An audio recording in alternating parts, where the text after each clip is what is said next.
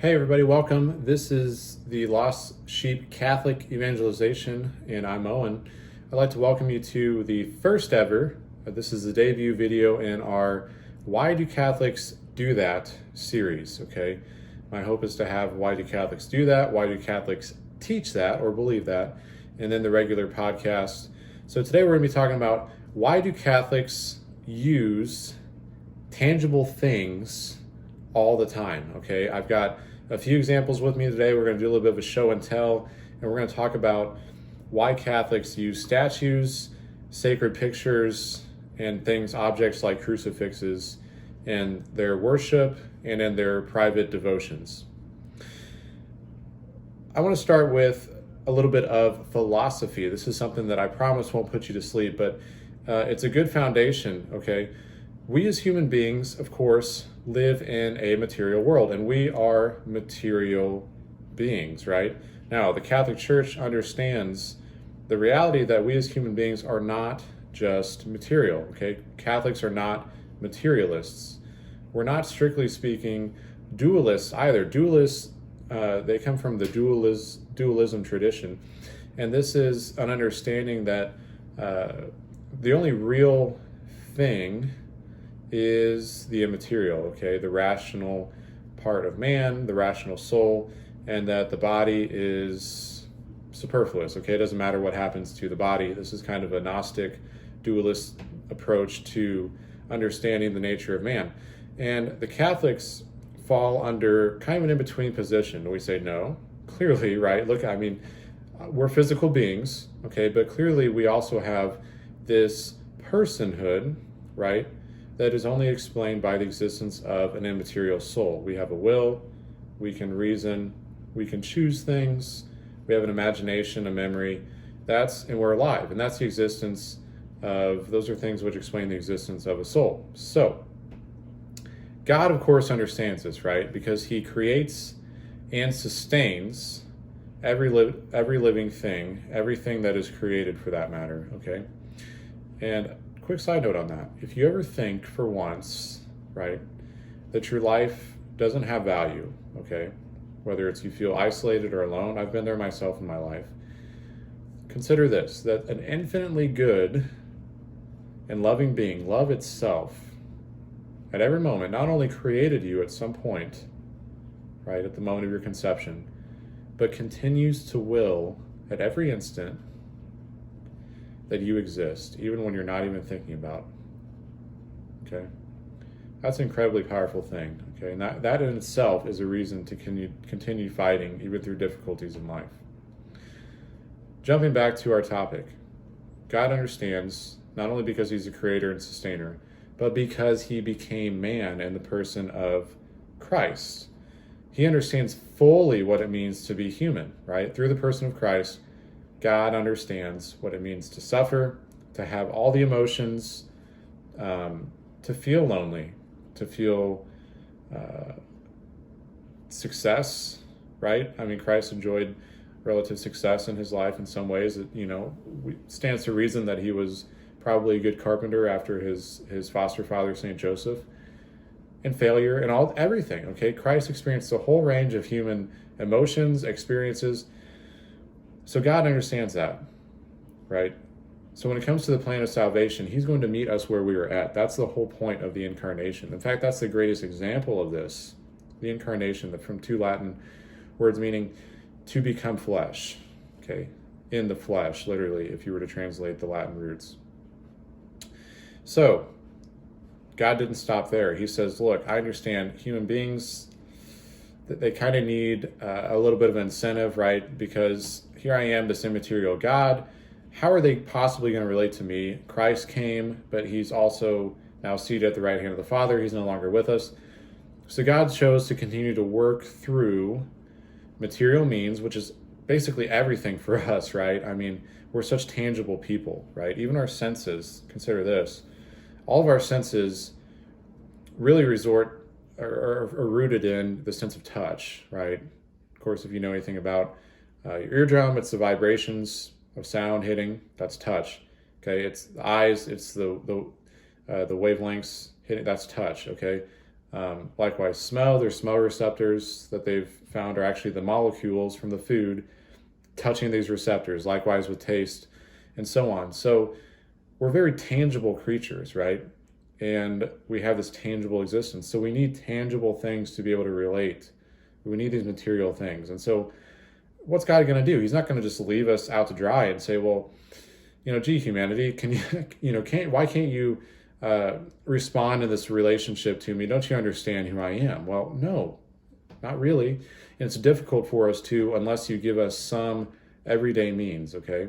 And so understanding all that, that's the backdrop, understanding all that, I think the Catholic Church has a leg up on other Christian faith traditions because she allows very beautifully for the use of these material things as a way to connect us to God, okay? So the first that I have with me is this beautiful image of our Lord, okay?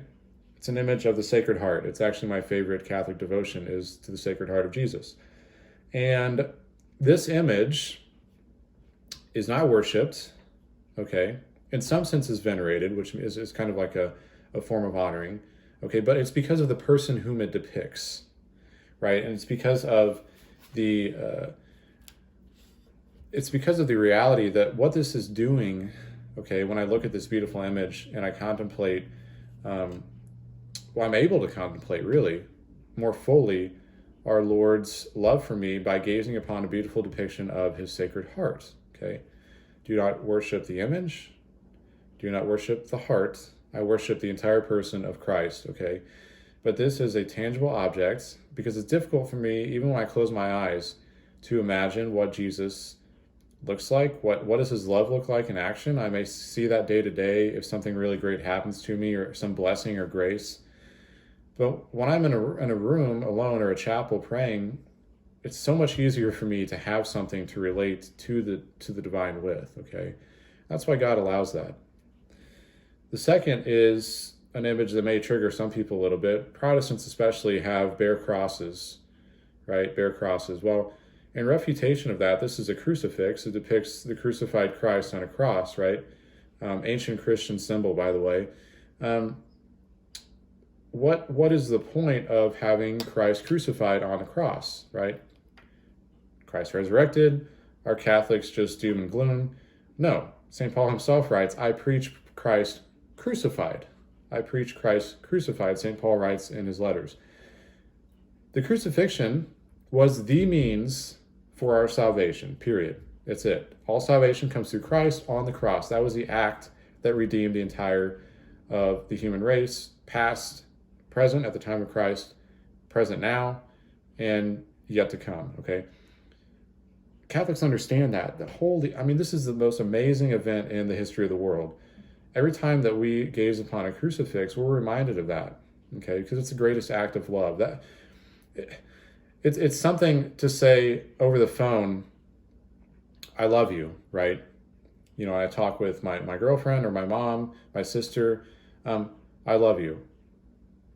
And that means a lot, right? To hear those words. But it means so much more to see it, to experience it, right? Sometimes the action itself, the doing, the physical doing, right? And this is the greatest act of love in the history of the world. I want to be reminded of that constantly, okay? And given that I'm a human being and that, again, that imagination, those things that I have my limits, these are beautiful ways for me to relate to that, the greatest example of love. If that didn't trigger you, this last one probably will. This is a statue, and it's of the Blessed Virgin Mary. Okay, this is of the Immaculate Heart of Mary, right? She's pointing to her Immaculate Heart. Statues. We thought that, of course, statues were banned a long time ago by God in the Bible, right? Basically, the destruction of the golden calf, for example, in the scriptures was an example of, these objects, these statues, they're pagan idols, right? Well, for one, they're only pagan idols if they're being worshipped as such, right? Again, I don't know any Catholic that has ever worshipped a statue. I certainly hope not. Secondly, God in the Old Testament did not ban the creation of images, period. Okay, in fact, he actually commissioned the creation of images. Case in point, the Ark of the Covenant, he specifically had the builders erect two what are basically equivalent to statues, images, okay, of the seraphs, right? These angels, one of the 9 choirs of angels, on the Ark of the Covenant. So right there, if God's commissioning the construction of statues, images, okay, then clearly this is the case. Similarly, it's a bit of a stretch, but you could say the 10 Commandments are these stone tablets. God commissions us to use physical things in order to deepen our relationship with him. That's the idea. Statues, very similar idea, okay? When I'm praying to Christ, it's a lot easier for me to gaze upon a statue that exhibits in some way his love, right? Christ, a good shepherd, maybe a statue of Jesus with a shepherd's hook and holding a lamb, right? And I can say, wow, I'm like that lamb, that Christ sees as so precious, okay? Those are just examples that I can think of from my personal experience. That's why Catholics use objects, okay? And this is really a backdrop for perhaps later segments on the sacramentality of the Catholic faith, okay? Catholics are very understanding of the reality of who we are as human beings and that we're weak, I'm sorry, but we're dumb, we fail, and when we fail, even if we get back up, we usually fail again. We need incentives, we need things to help us along the way. God meets us where we're at, and he allows us to use images as means to the end of deepening our relationship with him, because that is what the Catholic faith is all about. At its core is having a relationship with God, the Holy Trinity. So, hope you learned something from this video. If you did, give us a like and stay tuned for future videos on this segment. God bless.